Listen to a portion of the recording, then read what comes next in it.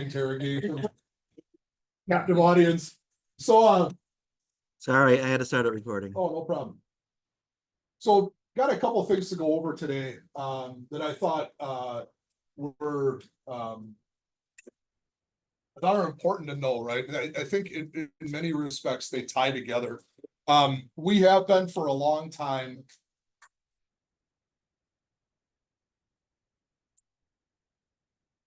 Sometimes I gotta make sure it's. All right, there we go. For a long time, we've been a very high achieving district. So, year by year, with the school report cards, you can see some pluses and some minuses. And what we like to see is like a plus or minus 5 within that.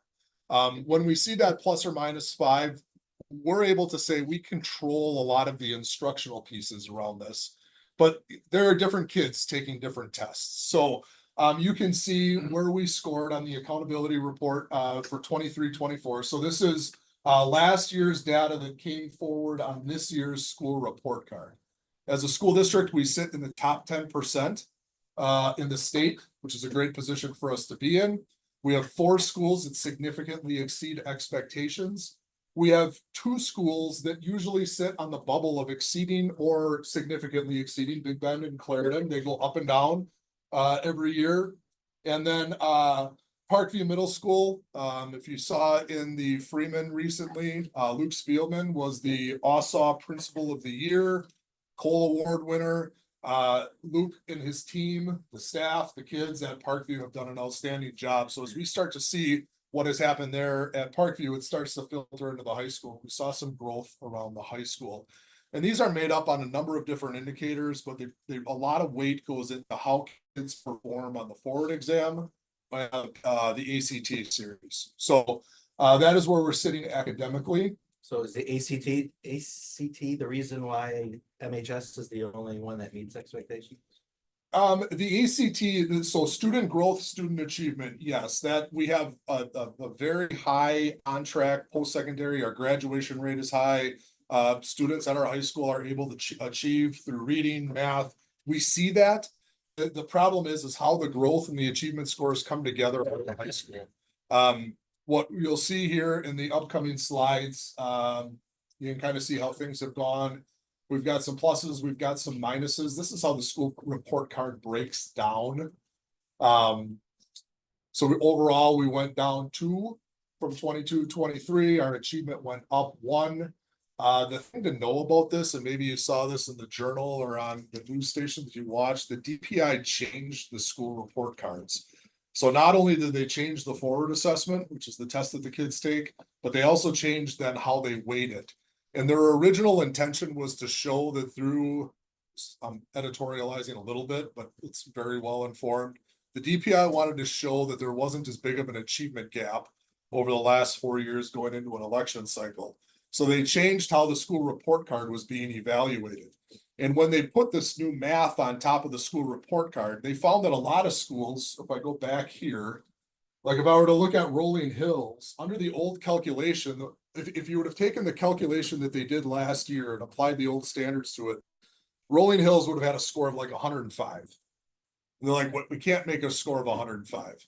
So then they put a formula in place. And it was, you know, whatever it was to try to level things out. And so as an end result of it, they took scores. So let's use Rolling Hills. Rolling Hills, you know, if they would have rolled forward 105, like can't do 105. So now how do we get Rolling Hills back in line? So they played around, they did some math. And what happened was they actually showed that there was a larger achievement gap. You know, what they try to do is solve the problem for, and it is a huge problem in our state, the achievement gap between Black and white students. They were trying to address that mathematically, didn't work out. So we end up with these results. You see how it affected us from a change standpoint, from a growth standpoint, from a target group standpoint, on track for graduation, so on and so forth. And with that, then, you know, we're in a position where this data, it means something to us because we want to show that trajectory, but we don't have a clear path along that data. This has happened to us before. Sean and I were in education back when No Child Left Behind came in. That was George Bush's signature education.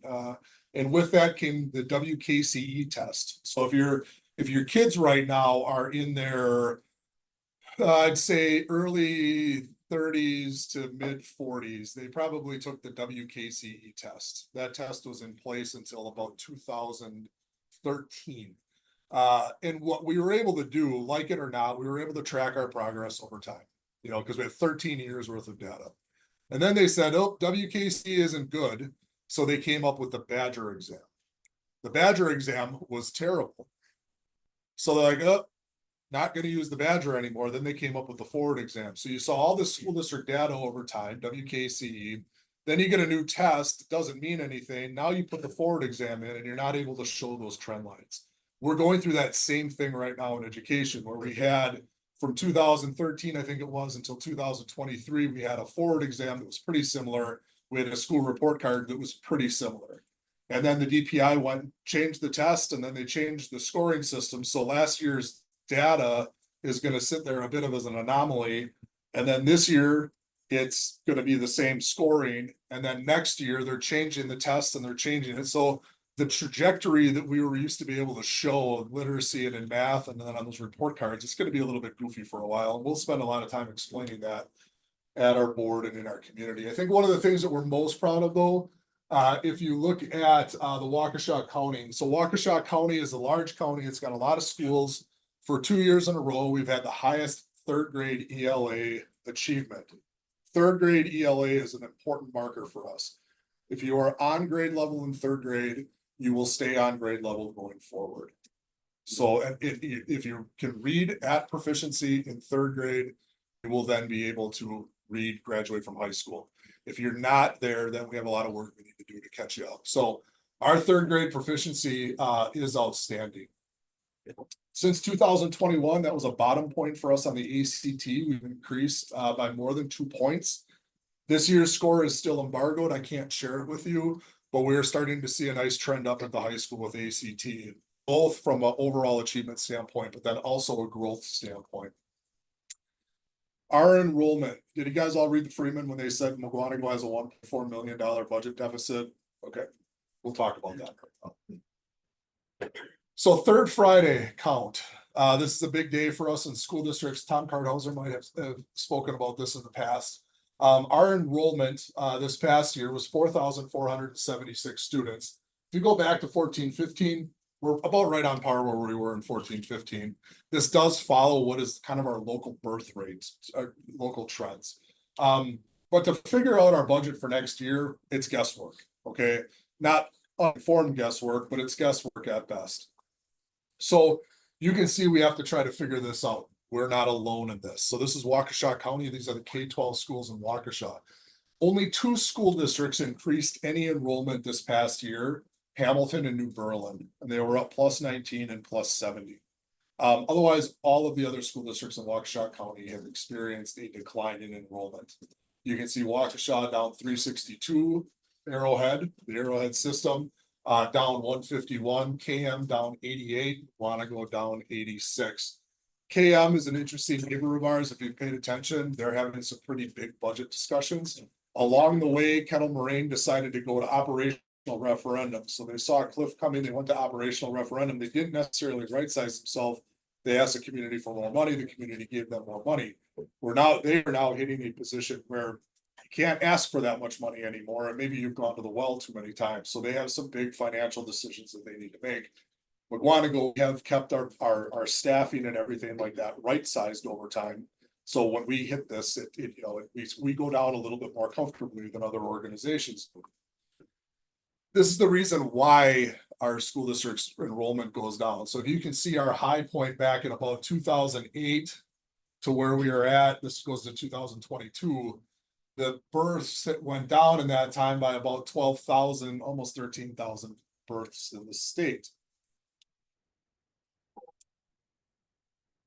And this is what it's looked like in Waukesha County. So if you have younger people in your life, particularly those that live in Mugwanago, if you want to give them some encouragement, might be a fun process to rebound this. However, this is kind of where things are at from a birth rate standpoint. Funding. So again, we talked about enrollment. Funding. then is based off of the number of butts that we have in the seats that live in our community. And you can see this over time back in 92 or 93, 94. Most of Sean's career in the district, we were a school district. It was a low funded, we were the lowest funded school district. Our school board in 93, 94 set this, and that carried forward, and it still carries forward to today. However, in 2023, 24, so Sean's first year retired, my first year in the district, we got this gift from the state where they said they lowered the low revenue limit. So they brought it from $10,000 to $11,000.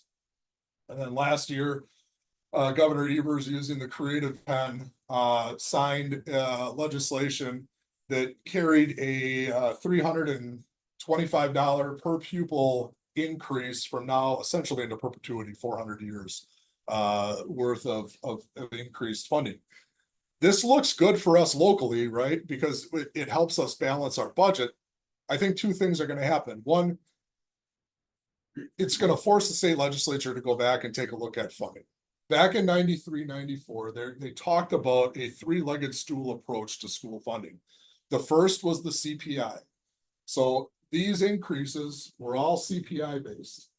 The next thing that they talked about was shared revenue. The state would fund a portion, the school district would fund a portion. You could always rely on that. And the third part about it then was the revenue limit. So you were capped. Over time, they took away the CPI and they took away the shared funding. So we were left with a gap, and you can see where that's flat through these years where they didn't increase funding. And when Act 10 came around, our local school district lost about $500 per pupil after Act 10 came into effect. So when you start to fast forward to where we're at today, it's important to know that yes, McGuanago went up, but so did everybody else. Right? It was an acknowledgement that salaries cost more now, benefits cost more, it costs more to operate your schools. However, it's not like we jumped ahead of anybody. Everybody went up, we went up, which is fine. But when we start getting into staff salaries, it's important for us to remember we are competitive with everybody else. So this is the revenue limit annual increase. As you can see, it was very stable for many years. Then for 2 years, this was when the recession hit, it flattened at $200. And then Act 10 is signed and it goes down $529. Nothing else, nothing from an expense standpoint change. It just goes down $529. And then you can see we had nominal increases since, and then the last 2 years it went up. So from the numbers standpoint, we don't have the ability to adjust how much we provide, how much we charge for a service. We don't have the ability to address competitively what we do with our employees. Because if you hire a teacher and they leave you in 2 years, now you're not only paying for the teacher, you're probably paying more for the teacher. And you're also then having to put them through all the professional development. So it's important to understand this funding component of it, because if you look at that $1.4 million deficit, we then, at that time, when we saw that $1,000 increase, we put that into our staff. The time we started to look at this, 68% of our staff were below the market average for teachers in the area. So with 68% low, we found that people were coming on board. They were learning how to teach, because you don't really learn how to teach when you're in school, you learn on the job. They were learning how to teach, they were leaving us young. And then what were we having to do? We were replacing a teacher that was a $45,000 teacher with a teacher who was $75,000 because we were having to pick them up in August. And an August hire is a very expensive hire, or it's somebody that you just don't want to hire, but they're available. And you can see how we were in comparison to New Berlin, Oconomowoc, Kettle Moraine, and Muskego. This is where we were losing a lot of teachers too. Teachers weren't teaching in McGuanago and then wanting to go to the Milwaukee public schools. We were losing them to our near neighbors. Does that mean Muskego pays a good salary? So that means that 95% of the staff in Muskego were on this Tom would call it regression line that showed, based off of years of experience and education, where they fit. Only 32% of ours were. I have to realize too, in the last few years, things have increased 15% in price. Right. So security recipients got that raise, Yeah. but people working in the public sector necessarily didn't. They did not get that raise. So what we did was we went from $10,000 to $11,000 per pupil. We figured out what those averages were, what that regression line was, and where we needed to get staff. And we went from 68% being low to only 3% being low. So if you hear, hey, you guys got an increase in funding, well, yes, we did, and we invested in our staff. Because the worst hire, and I truly believe this, to make is in August. They're either very, very expensive or there's somebody that nobody else would hire. You know, Sean and I were just talking as we were having breakfast, when you were applying for social studies jobs back in the 80s, there were 400 applicants for jobs. We're in a position right now, we're grateful that we have 60 applicants for a high school social studies position now. But in some of our areas, tech ed, special education, we're happy if we get 4. So the pool of candidates isn't there. So when you get people in, you want to hang on to them. And that's where the investment in the salaries comes in. The district has a history, and this is important for everybody to know, of where CPI has been. After Act 10, you could negotiate to CPI and what the district has made. So over the last 10 years, the school district has met or exceeded CPI increases for our staff. So on the other hand, if you know teachers who are saying, hey, we're behind whatever it is, well, actually the district has always exceeded what was expected from a raise standpoint, and people are now caught up. So important on both of those. Yes, Sean. So, real, misinformation on Facebook. Correct information is that, what is it? That So correct information, so $1.4 million deficit. The why behind that is this. The birth rate is down. Okay. St. James opened up a Catholic school. When we look at who is going to the school from McGuanago, there's only 35 McGuanago resident students who go to St. James. Many of the kids who go to St. James, you'll hear them talk about their enrollment. It's great that they have a school. Their enrollment is at about 150. Most of the 150 kids there are in the pre-K program. They have a 2-year-old program, they have a 3-year-old program, they have a 4-year-old program, and they have childcare options there. So the misinformation out there was the deficit was because kids are going to other schools or something. Like, we don't need to get into that, but right. we want to make sure that people understand that the enrollment trends are based upon declining birth rates and stuff. Yeah. Okay. Yeah. And the other part of it, and Diane talked about it last week, you know, we have a high cost of home in McGuanago in our school district. And with that, we also are battling higher interest rates than we've seen in recent years. Those two things together, when you start to look at young families who have elementary age children, they're not able to get into the district yet. You know, so we do see that as well. We see a lot of kids coming in to us, middle school, high school age. They flow in because one of two things: they're either coming to us from an open enrollment standpoint, or the family has developed enough equity over time where they're able to buy a home here. My situation is a perfect example. When I moved to McGuanago, my mortgage tripled and my interest rate doubled when I moved to McGuanago. And that was a timing of the market, not a reflection on the old home that I had. So funding went up, and our investment went into our staff salaries because it was needed.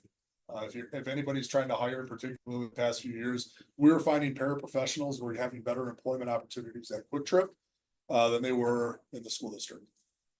They were paying more for hourly wage and they had access to benefits. So we were losing employees to Walmart, to Quick Trip, to Home Depot. And in some instances, people were leaving us to go to a Starbucks where the wages were getting higher and tips were optional, you know. So we have to be competitive in the employment market if we're going to get people and keep them. So from a salary standpoint, the project now, and this is the big one for us at the moment. We went to referendum in April of 24. That referendum question failed.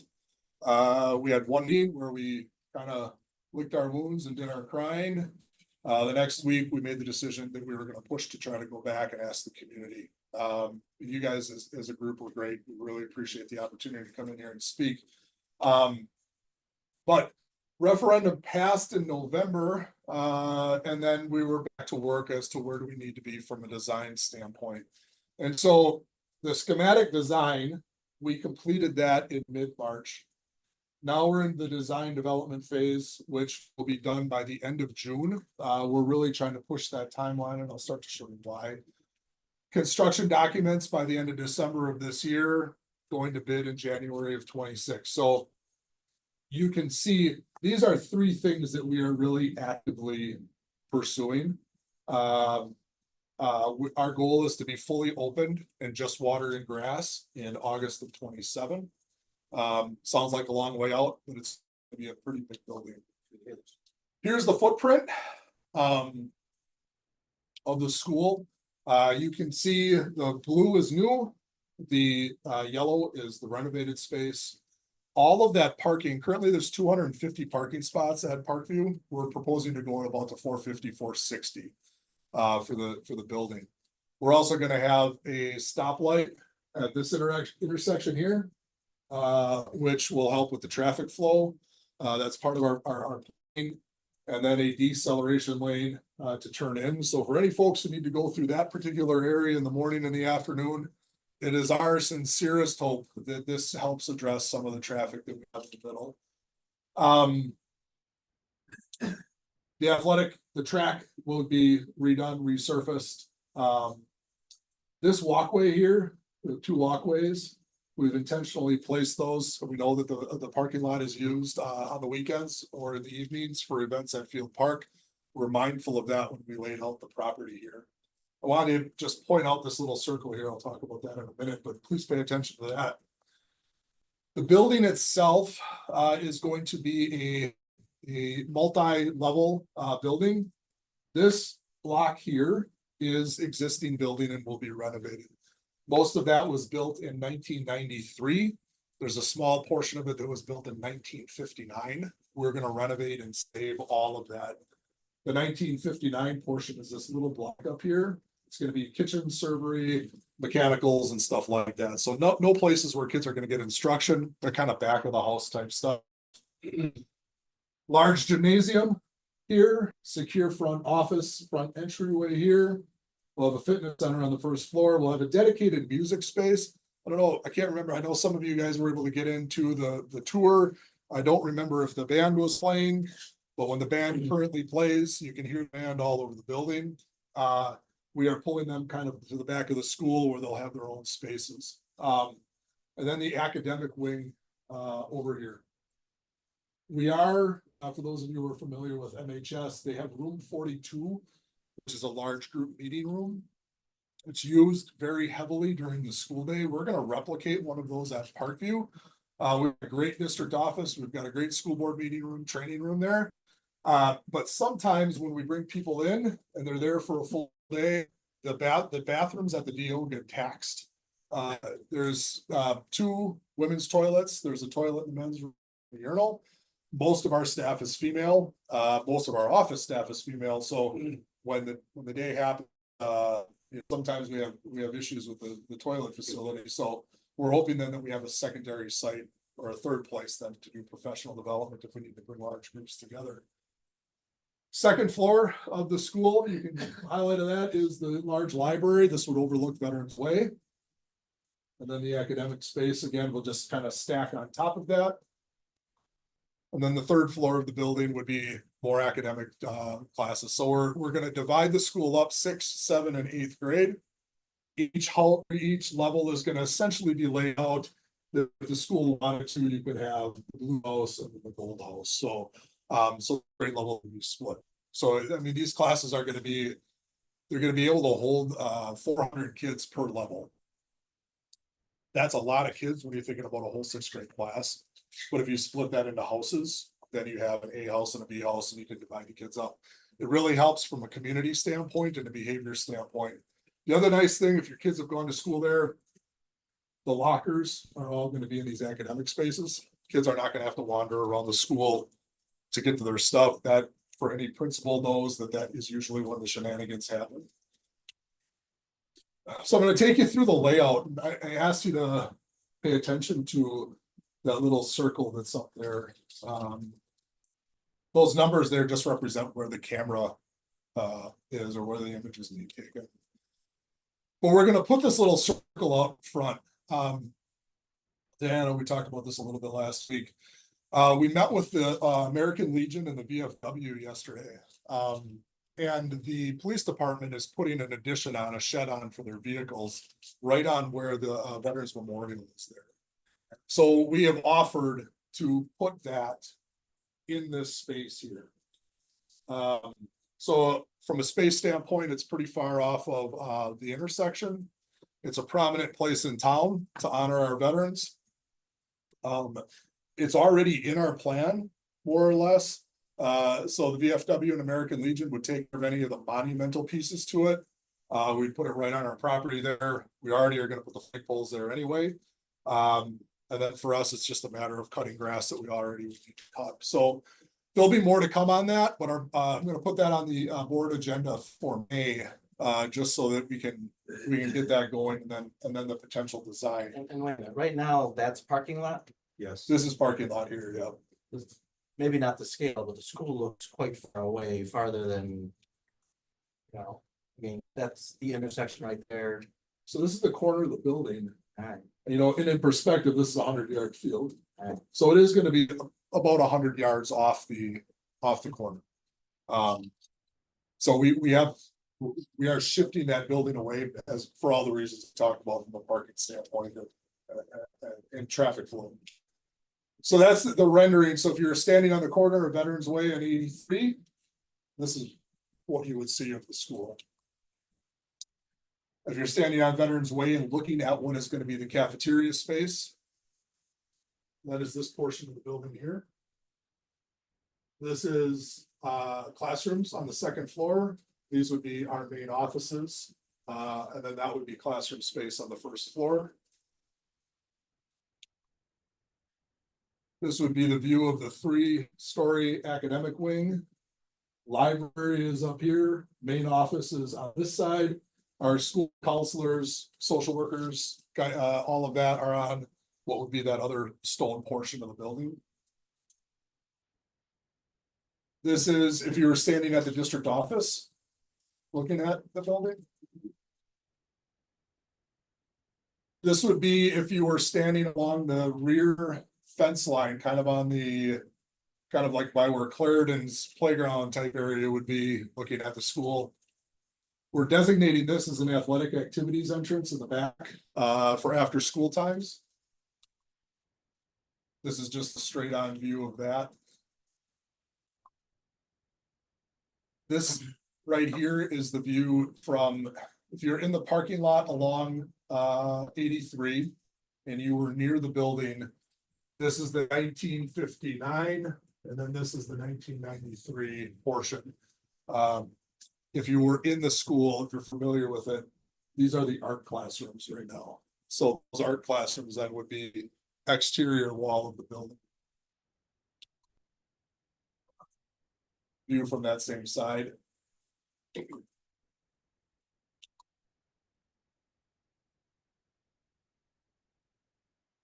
then just a couple graphics from what it could look like in the. what's the increase in square footage from like what you have now to the completed new building? Parkview right now is about 145,000 square feet. The new building is going to be somewhere in the neighborhood of 245,000 square feet. But with 400 additional students as well. Correct. For capacity. 2020, fall of 2027 is when 6th graders would arrive. Correct. Yep. So our schedule, again, we're hoping we want to get the new building built by spring break of 27. During the week of spring break, we would take all of the 7th and 8th graders and teacher and staff, transit that into the new school. Now, we're not picking up and reusing everything. So the classrooms will be set from a desk standpoint, teaching locations. Teachers will be told, pack up all of your personal stuff. For some folks, that's going to be easy. For others, they might need a U-Haul. But pack up your personal stuff and get it out of your classrooms in the next 2 years. Not that we want classrooms to be bland, but If we want to handle this shift pretty quickly, we'll do it. But during that spring break week, we'll move the 7th and 8th graders in, and then we will go into the current building and start the heavy renovations and the demolition. So that'll give our construction company 5 to 6 months, instead of just a summer to try to accomplish that. Middle school teachers, so I know one, starting to think of how the classroom situation is gonna be during the transition while it's under construction. Yeah, so we are gonna be doing 100% of the old building. Or of the new building while school is going on. We are not gonna be doing heavy work throughout Parkview in that saved area. Will there be some distractions? Absolutely. Anytime you're building new around kids, I mean, it's the shiny object. They're gonna be looking out the window. That's something we're gonna have to navigate. A significant portion of the current building is going to be demolished. Correct. After the construction is complete with the other one, and then there'll be a demolition portion of the project. Yeah, so at that spring break time, that's kind of the shift in focus from new building, new construction to renovations and demolitions of the home. Schools are always very conscious of entry ways and trying to control during the school day. Yep. How people enter and leave. With this vastly bigger building, where is your main entry control point? Is that where the district office is on that one side? This door, so you can see where this vehicle is parked. This is gonna be visitor parking. This is our main point of entrance. We are gonna enhance our security systems, and I'm not gonna get into all the details on that, but we will have much better door monitoring. And property monitoring at this location. Than what we currently have. We're upgrading all of our security systems, over the next 18 months. Look like that parking that's along 83 is all for buses. It looked like that's where all the buses are coming in. So then the students would just have to come around and go enter that. For beginning of the day, there's gonna be a door right where this arrow is. I'm sorry. Yep, no, right where this arrow is. That will take you into this block here. So the hallway will come in, there's a corridor, and the kids will, from the bus standpoint, will load the building through the cafeteria in the morning. Okay, all right, so they'll come in from the west side. Correct. Go back to the overhead rendering there, yeah, so where is the current like basketball court?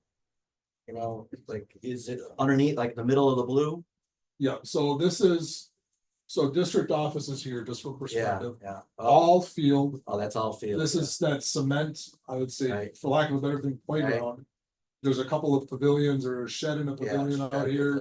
pavilion. Cafeteria, so this is where the playtime will be, if you will, for recess. And then this is where the square is for the rest of Parkview.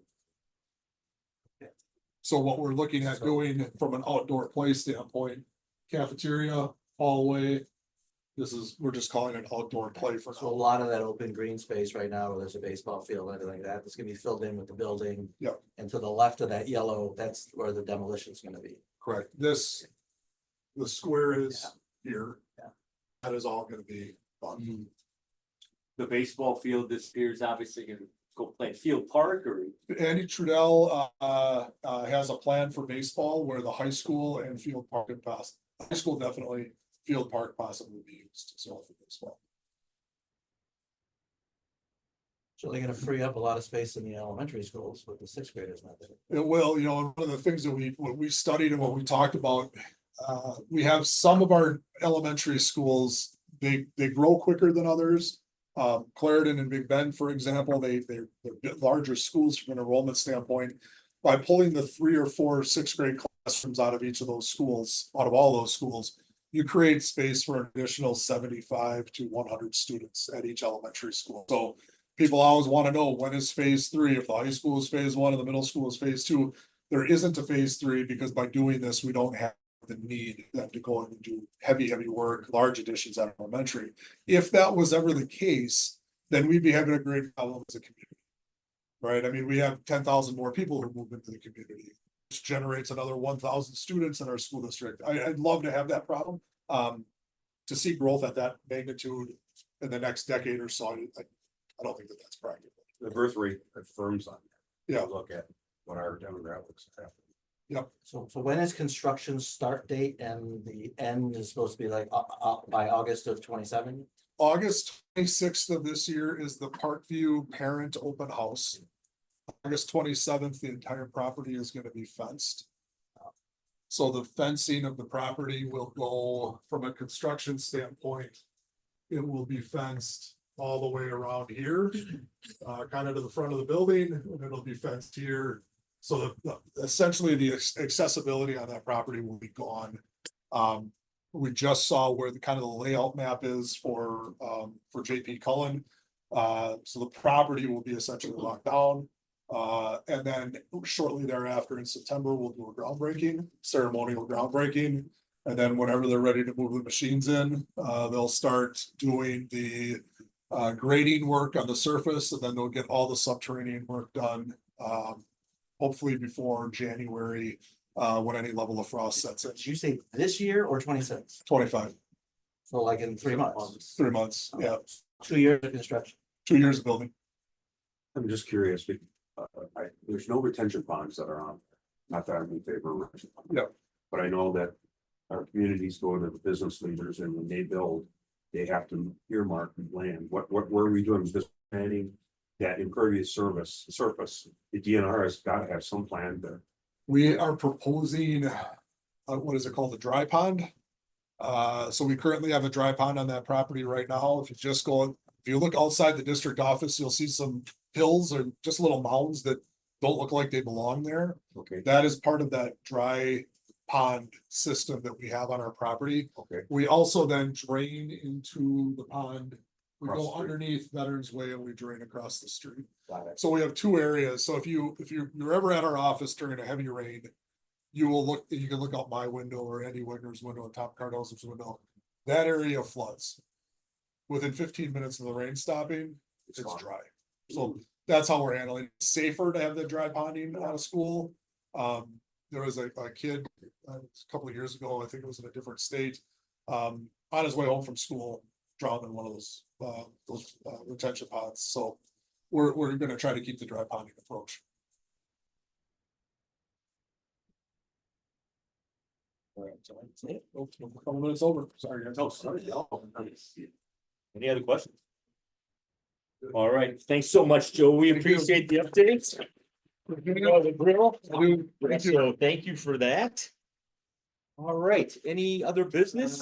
Kids from Wisconsin tickets went on sale last Friday. I'm gonna say it's starting a little slow. We do have 10 tickets sold, so we're up to $250 of whatever it is. And our sponsorship chairs are working on sponsors and starting to get a check already this morning for our Awesome. sponsors, so. Okay, then we'll do the 4-way test as we leave this meeting and go back out into the world of life and work. The things we think, say, and do, let us remember to ask ourselves first. Is it true? Second is a fair all concerned. Third, will it build goodwill and better friendships? Fourth, will it be beneficial to all concerned? Have a great rest of your week. Stay dry. Yeah, thanks.